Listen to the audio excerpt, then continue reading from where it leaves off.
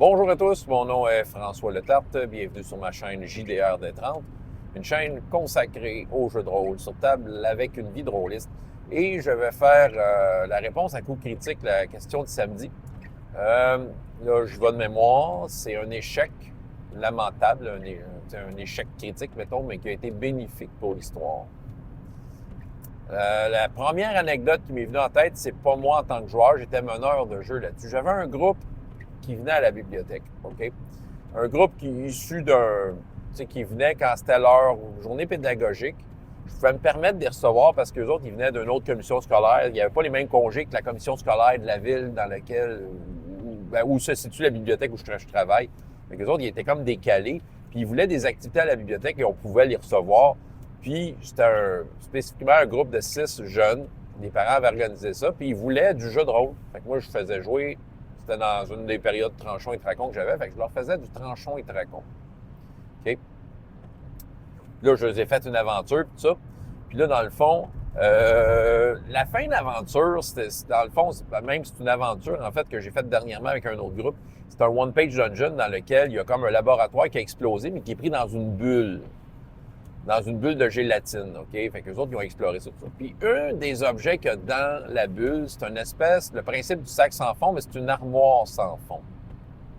OK? Fait que là, je pense qu'ils ont pitché un monstre dedans. Je me souviens pas. Ils avaient comme réussi à pitcher un monstre dedans, puis ils se sont dit, on va détruire l'armoire, comme ça, le monstre ne reviendra plus jamais. Il va être pris comme dans l'espèce d'entremonde, OK? C'est ça.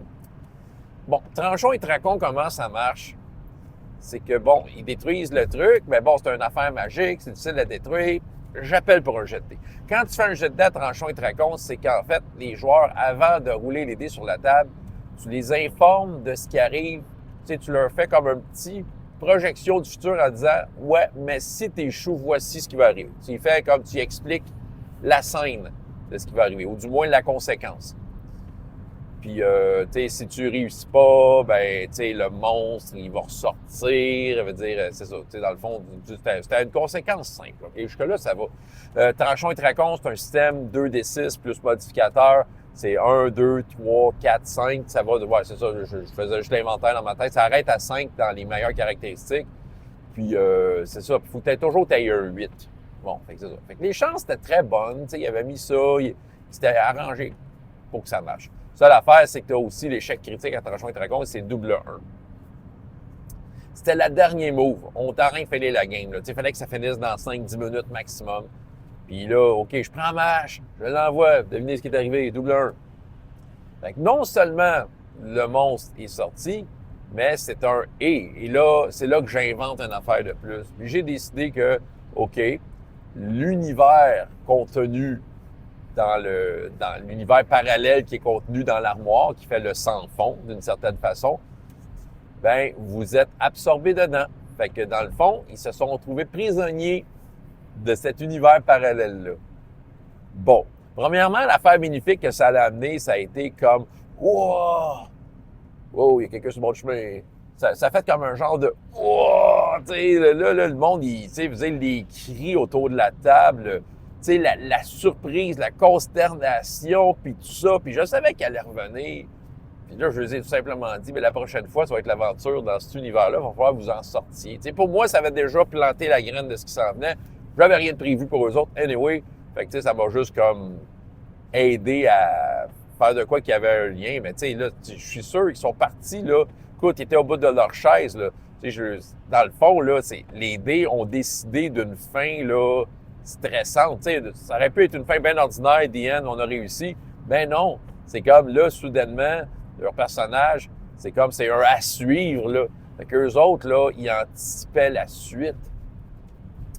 Fait que ça a été très bénéfique pour l'intérêt des joueurs. Ça a été très, très fort comme événement.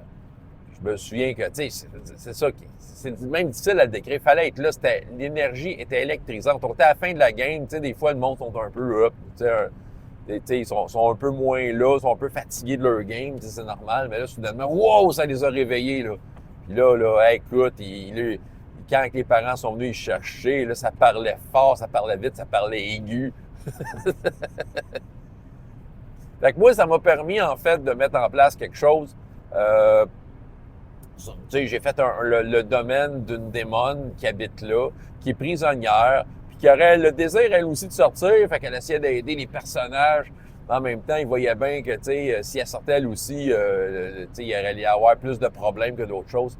Je me souviens pas exactement de l'aventure, mais je me souviens que c'était intéressant parce que, justement, la graine plantée par cet échec critique-là, c'était riche en inspiration. Je me souviens que j'avais pas trop de misère à préparer la suite, puis de faire de quoi d'intéressant, de quoi qui intéresse les joueurs, parce que c'est ça, tu sais, c'est quand même la conséquence d'une action qu'ils ont décidé. Ils ont décidé de détruire l'armoire. Tu sais, c'était pas écrit dans le scénario. Vous devez détruire l'armoire. Maintenant, faites un test de comme des petits scénarios de donjon d'introduction. Là. Non, c'est eux autres. Ils ont décidé, on la détruit.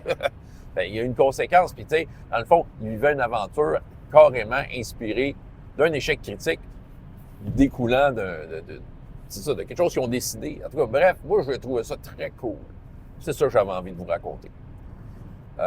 François Letard, JDR des 30, et jusqu'à la prochaine fois, ayez autant de plaisir dans la vie que dans les jeux. Au revoir.